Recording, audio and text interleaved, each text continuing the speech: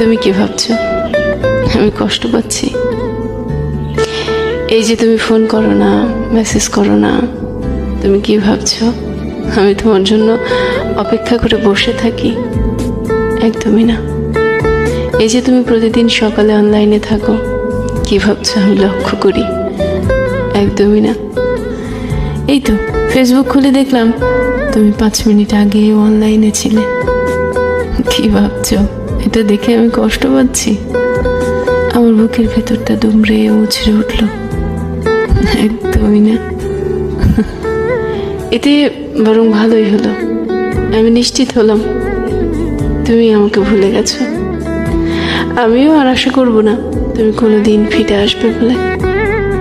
না, আমাদের বিচ্ছেদ হয়নি, যোগাযোগ বন্ধ হয়ে গেছে মাত্র।